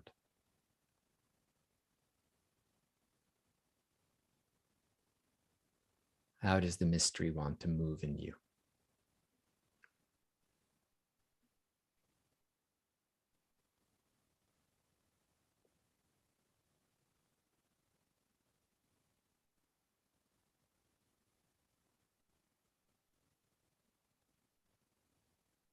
And if you don't get an immediate answer, be gentle on yourself. It may come in a dream this evening, or you may open a magazine or something, and an image just takes you by the scruff of your collar. It's not on demand. It can happen instantaneously, but you also, patience sometimes with soul, I have found, is really important. So before I ask for a few people to share, Charles, is there anything you want to add or even subtract from that particular way of making the, Well, I didn't, interrupt you. I thought that, I saw what you were invoking and it was of whole cloth. So I didn't want to add or subtract anything from it. But I am here and wanting very much to be useful. So, and maybe that's everybody, put me to use. What is that use? The first, do you mind if I say a couple things now? Okay. For me, the first step in discovering what my use is first to know that I have one. To touch the part of myself that knows that I have one. Because there can be an awful lot of ideologies, paradigms, economics, social, patriarchal patterns, so many things that say that you are not useful, or even, we're a scourge on the planet. The world would be better off without us, better off without me. I'm sure many of you have visited that territory and are familiar with what I'm talking about. And without discounting those feelings, which are really coming from somewhere else, channeled through a story and an experience into an idea, but without discounting those, alongside them always, there is a secret truth that you are here for something magnificent, something extraordinary. May not be big and grand. Other people might not ever even see it, but it's something that only you can do because only you are in that confluence of circumstances at that moment. Teenagers especially recognize this feeling. I'm here for something magnificent. And the ego can take hold of it and inflate it to some grand thing, but nonetheless, it's true. And the more that you hold that truth, and even just right now, just know it, that it is true, then what that step is, what is yours to do, when it comes knocking at the door, you will open the door and welcome it in. And that's why I always hesitate when people say, okay, so action time, Charles, what's the action that everybody should be taking? I'm like, no, there's no action that everybody should be taking. In fact, it's not always time to take an action. Sometimes it's time to be still and be silent until you know what action to take. But I can't universalize that process or that action. That would be rather patronizing of me, wouldn't it? To think that I know what you should do. I can tell you what's important. I can tell you the science that I know about the world. I can share my experience of the world, and that will inform your process. But really what I want to say here is that you know what to do. You know what to do. It just may not look like something that your mind says is going to be part of the solution.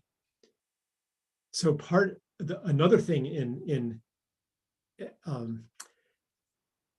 stepping into this power, to know what to do, is a trust really that comes down again to the world is alive, but more than alive, the world is intelligent, the world is conscious, and that some inconceivable intelligence deploys each one of us with our full complement of gifts to just the right moment in space and time where those gifts are needed.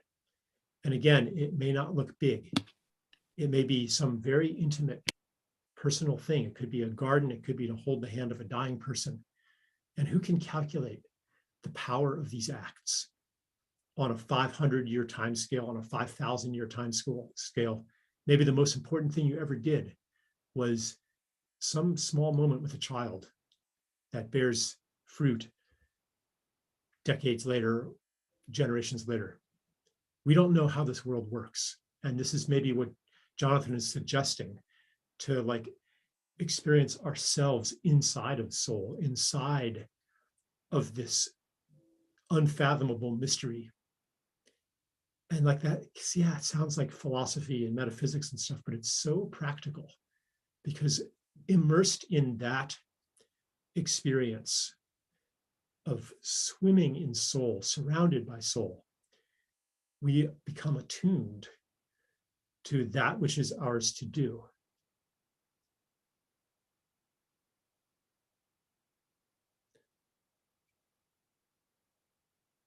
Thank you.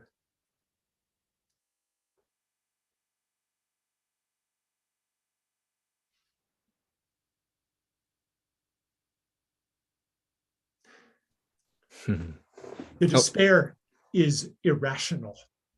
It dresses up in rationality, in all kinds of reasons why it's not possible. But it buys into the same story that is destroying this planet right now, that is eradicating life right now, the story of separation.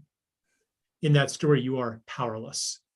Your ability to change the world is only as great as the force that you can exert on the world, because the story of separation doesn't recognize that inner and outer mirror each other, that self and other contain each other, that humans and nature are a part of each other, that a change on one cell of your body corresponds to changes all over the world. Some of the shares earlier were to this effect, like, it's happening in my body. You know, ecocide is happening in my body. They mirror each other. The depletion of resources, how many people are depleted? The autoimmune epidemic, mirroring us turning against the part of ourselves that we call nature. It is so that means that the healing on any level is part of the healing on every level. Service to life in any form is service to life in every form. And when we know that, then we will no longer be shy about doing that part, whether it looks big or looks small.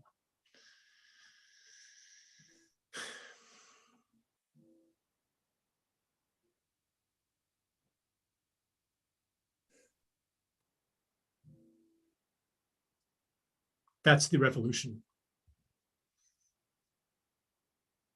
And when we know that, our systems will change, because not by magic,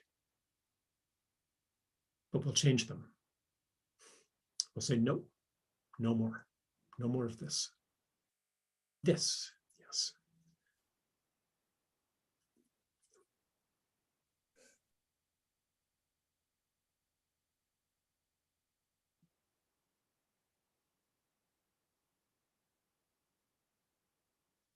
And maybe to invite now some people to come into the spotlight. And, you know, because we have so many people here and so few opportunities to be at the center of our collective attention, maybe tap into the part of you that knows that whatever you are going to say is going to be on behalf of many. And if you feel the stirring of being like an avatar for our collective and speaking something into the council, then please raise your hand, and I will respond also as an avatar of, I'm not going to name it, but let's try that. Jonathan, that's a good experiment. Perfect. Yeah. Naharika, the first 5 or 6 people, I see Mark, Claire, Jen, Benjamin, and Victoria. Just let me know when we're all, my Zoom thing isn't working so perfect, so I'm always just seeing myself and Charles for reasons I don't know. So just let me know when those people and myself and Charles are highlighted, and I'll ask people to share. Let's go one at a time for now. I'm going to start with. Should we start with Mark? Mark, please share. Hello, can you hear me okay? Yes. So when you do gardening, permaculture, you see that the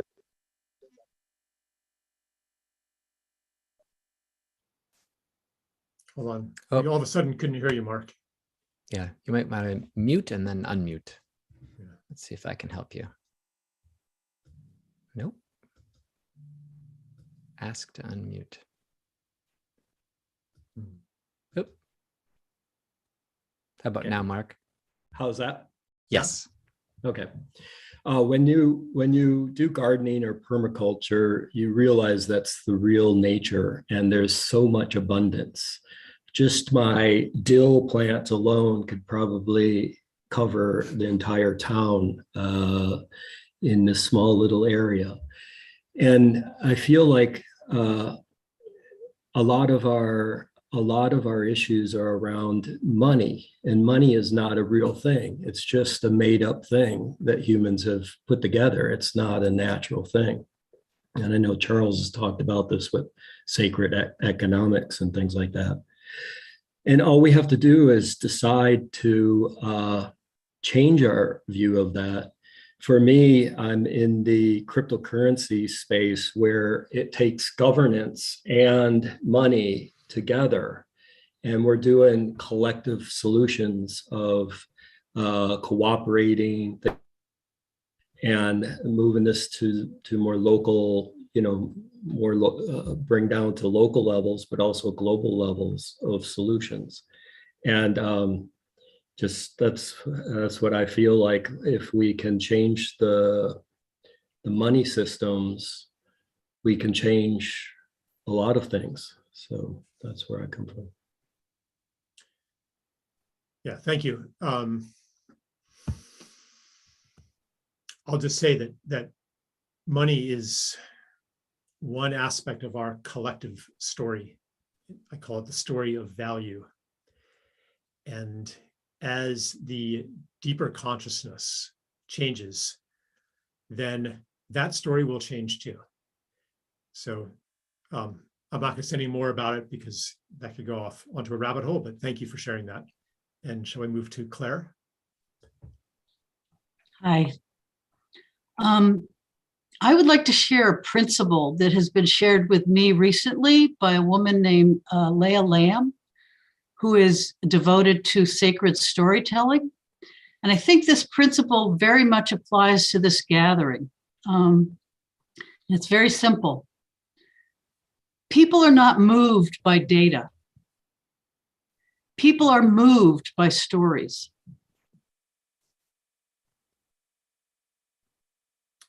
And when we hear each other's stories and we hear each other's feelings about what's going on in the world, we are moved much more than just reading the latest IPCC report.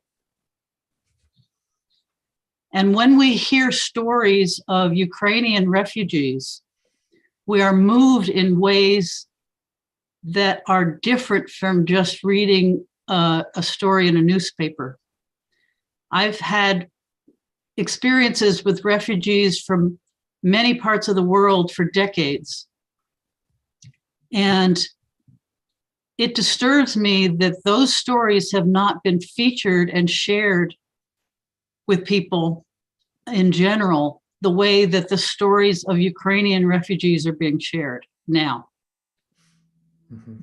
But it's because of hundreds of stories of torture and trauma and loss that have been shared with me that I feel moved. And to the degree that we can amplify this kind of gathering and share our feelings and share our experiences and share our stories, I think the principle of just sharing more data isn't going to take us where we need to go. That's it. Thank you, Claire. I'll just say that we are really awakening everybody, for good purposes and bad, awakening to the power of story as the primary creation technology of human beings. And it can be wielded, as you're saying, like you can make propaganda out of storytelling. And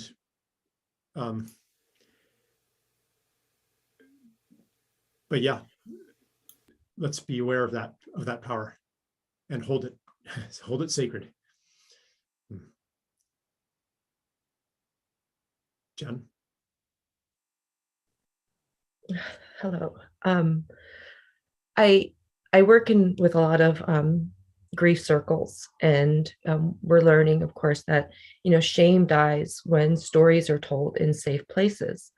And there's so much shame, so much shame, like my shame, my parents' shame, my parents' parents' shame, societal shame, just shame just in there.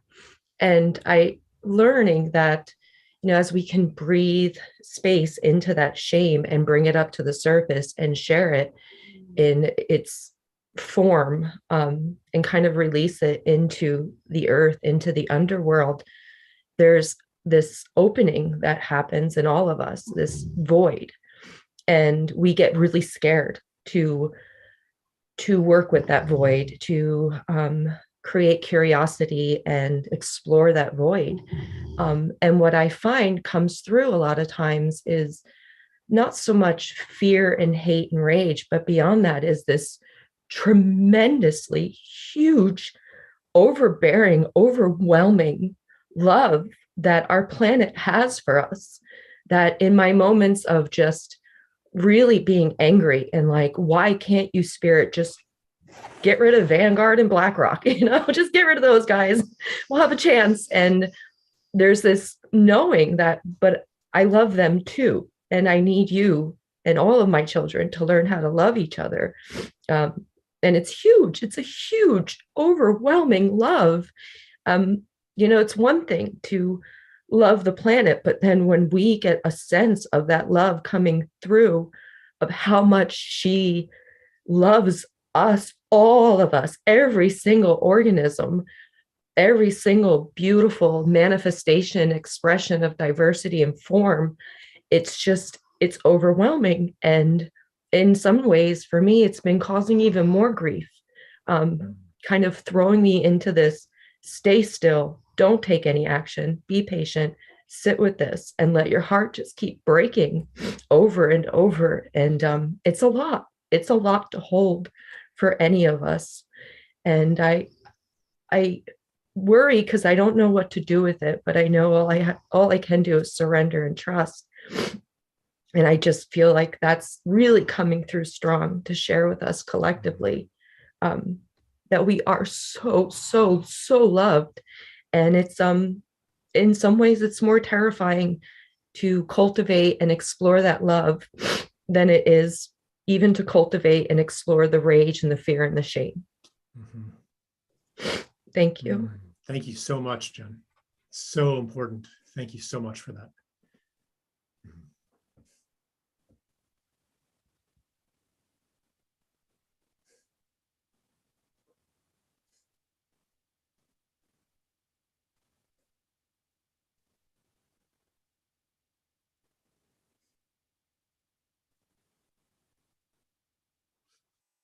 Benjamin, would you like to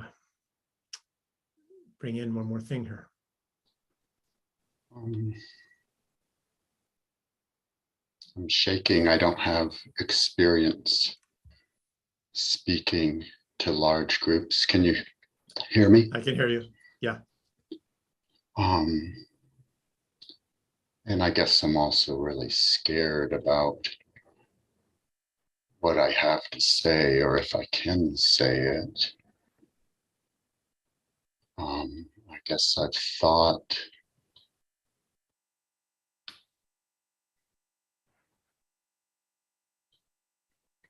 well, there was a something about food, a little workshop that Charles provided online about, I remember, eat anything you want to eat, like, and some other writing you did, Charles, where you talked about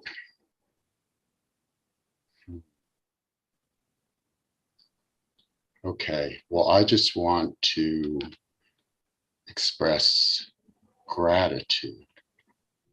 And I'm worried that this will sound facetious, and maybe it is. This is what comes to me. Like somebody just mentioned Vanguard. I just want to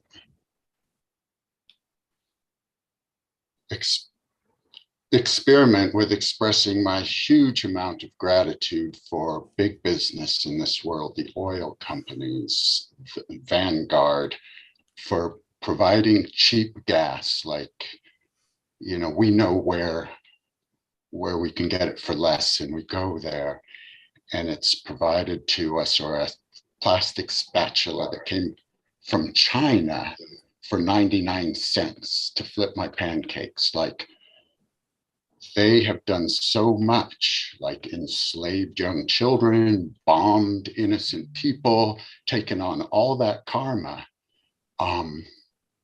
for me, to allow me this really comfortable life. So I really want to experiment with sending them love and gratitude, I guess, really. And where it brings me, you're talking about spirituality and environmental activism. And there was something in the little introductory video about how we have to be consistent, like, or it doesn't work.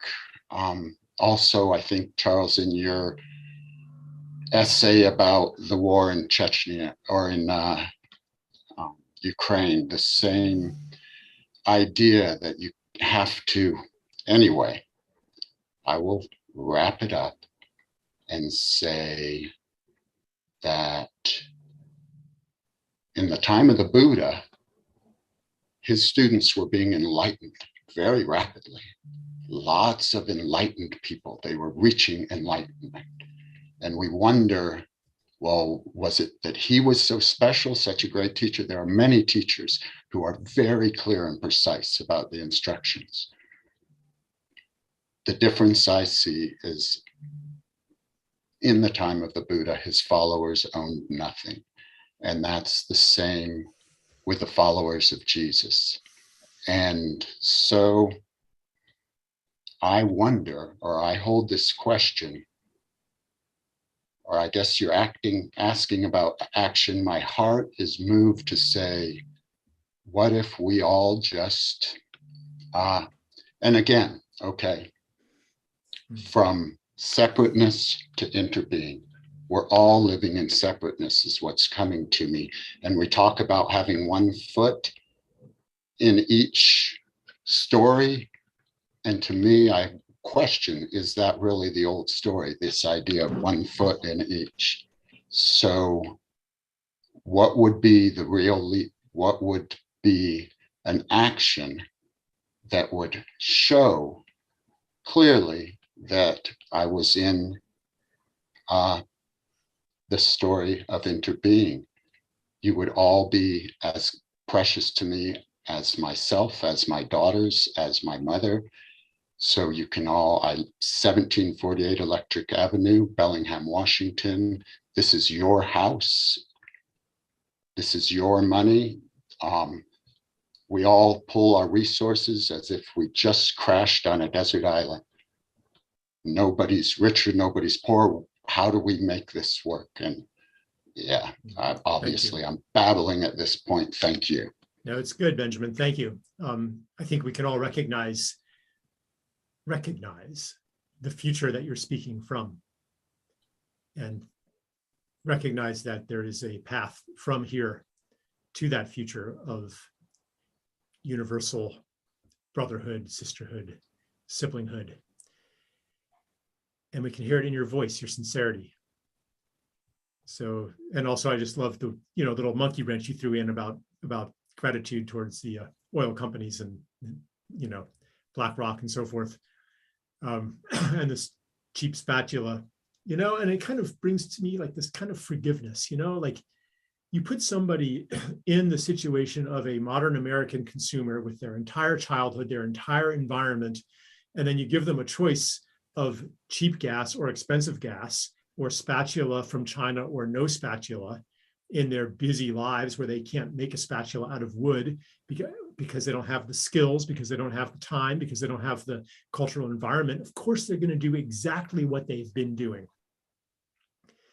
And that kind of forgiveness that does not condemn and judge each other and ourselves, but instead holds the knowledge of our readiness to change and feels the truth of that readiness. That is actually way more empowering than fighting the old battle against evil. So thank you for bringing that in. And Jonathan, I'll just turn it back over to you now. I know we're winding down here. Yeah. Thank you, Charles. I would like to actually end with two questions for you. One around interbeing, and then one about discovering one's calling.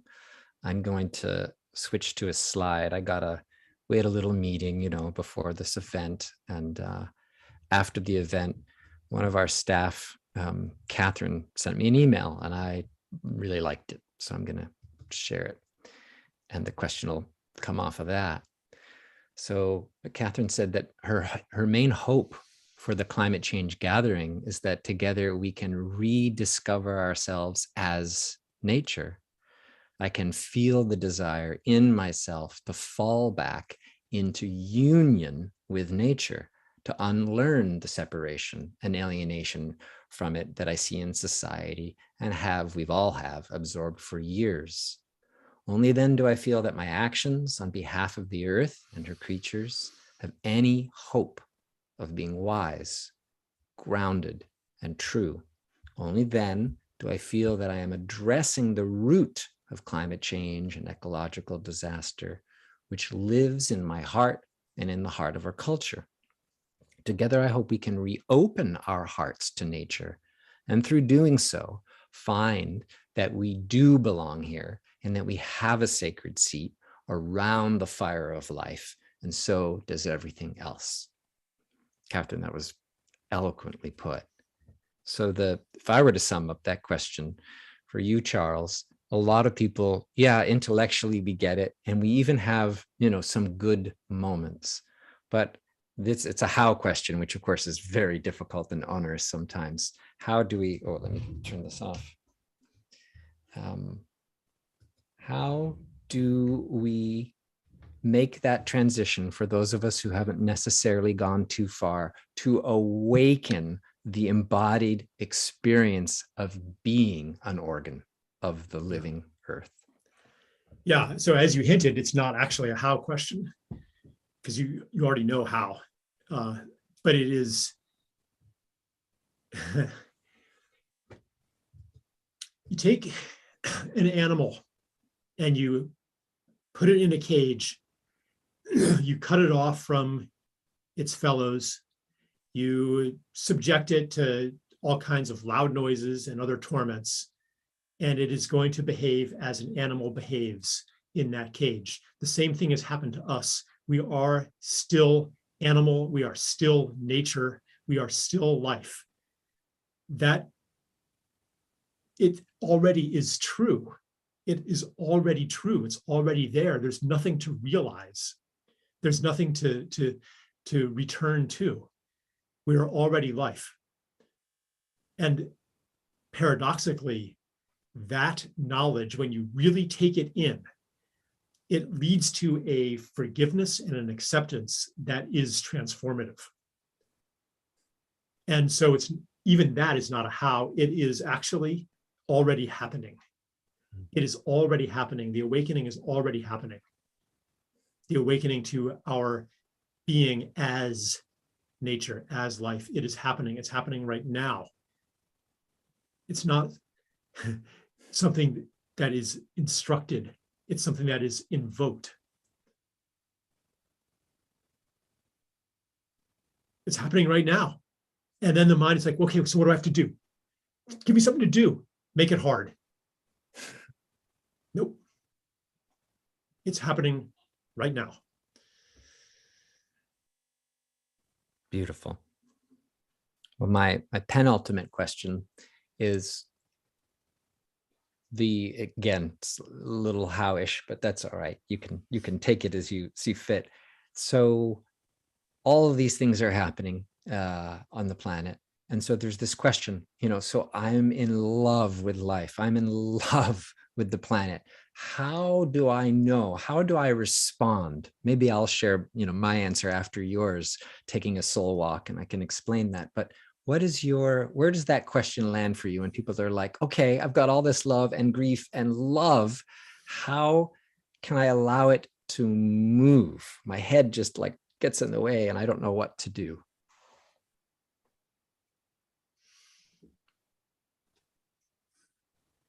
Yeah, trust yourself as life. Trust that what feels good and what makes you feel alive is the thing to do. And then get serious about that. Someone might say, well, what feels really good would be to get drunk tonight. What I really want to do is, steal from somebody. I mean, is that really what you want to do? And is that really what's going to feel good? When you really trust life within you, is that what you do? So get serious about trusting yourself as life. Yeah. And look at what gives you the most joy ever. How about more of that? Let's stop going to war against nature, okay? Including inner nature. Yeah. Amen. Yeah, I would just riff on that, and feel free to riff back. Is get out of your four walls and right angles and take a walk in wild nature with a prayer or a request, right? To be occupied, which you already are, but to let that come to the foreground of awareness.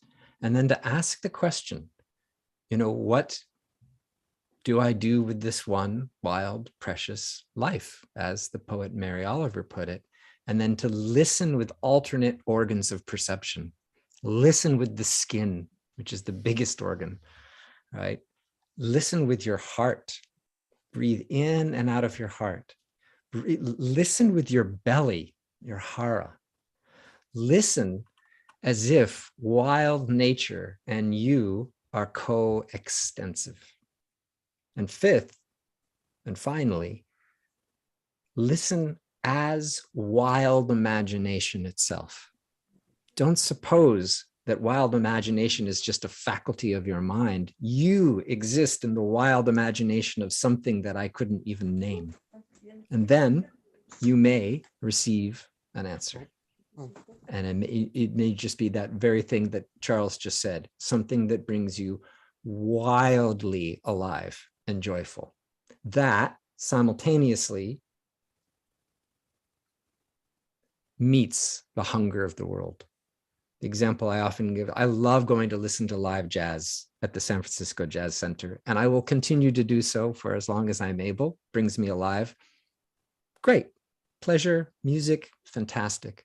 But there's something even deeper than that. I didn't actually come to Earth just to listen to music. There's some act of love and service. So that's that place, that Frederick Buechner quote, the place that brings you deep gladness and that meets a great need in the world. Anything you want to say to feel complete-ish? No, that I'm not going to add to that. Okay. All right.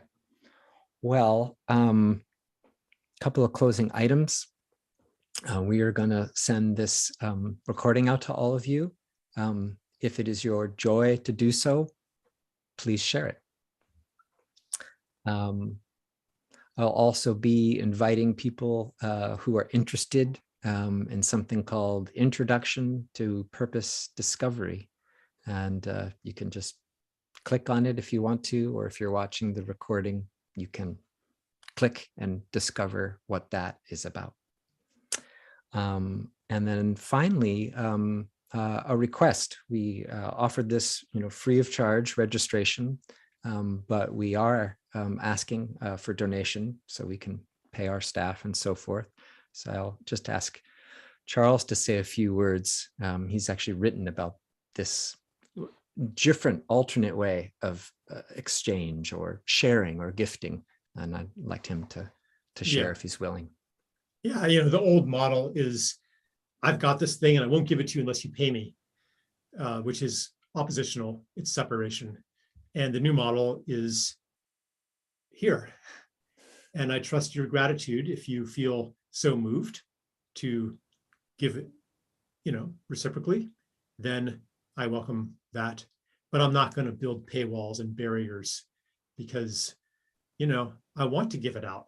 And especially with digital products, where, like, honestly, it doesn't cost any extra to give it to 5,000 people as it does to 500 or to 2.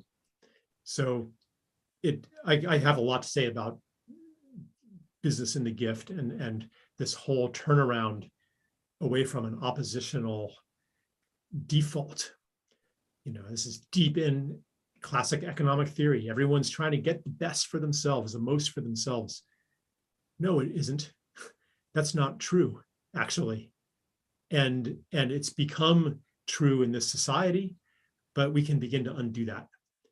And traditional cultures and wisdom lineages and so forth have a model for that, actually. So I'm very happy to participate in that.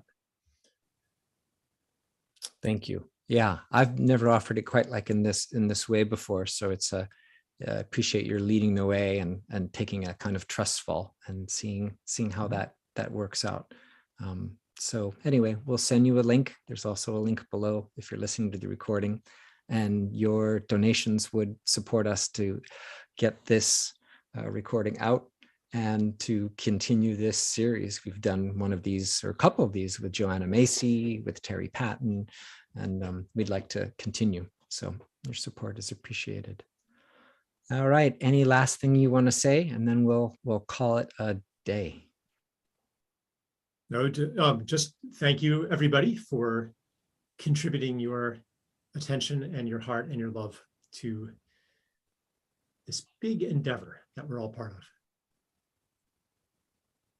Yes. Thank you, Charles. I imagine you get many, many more invitations than you can say yes to. And for whatever reason, you said yes to this one. And I'm very glad to have shared counsel with you in this way. Thank you. Much gratitude to you.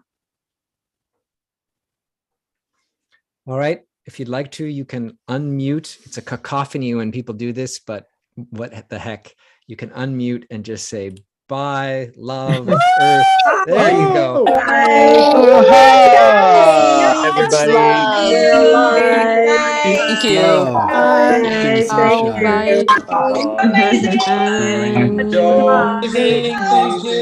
Thanks so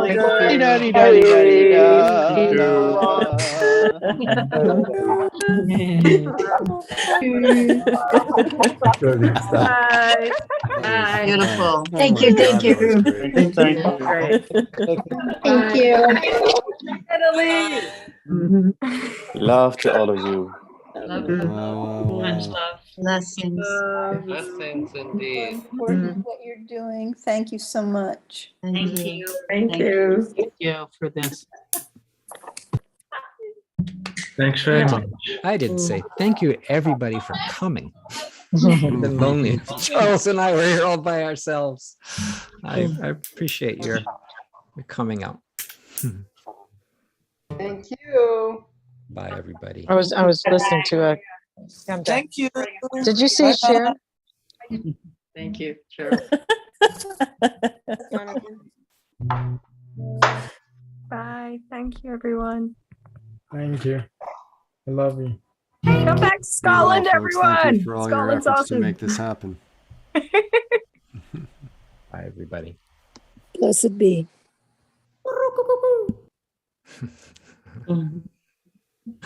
We have birds.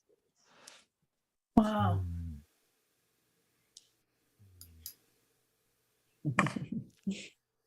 All right.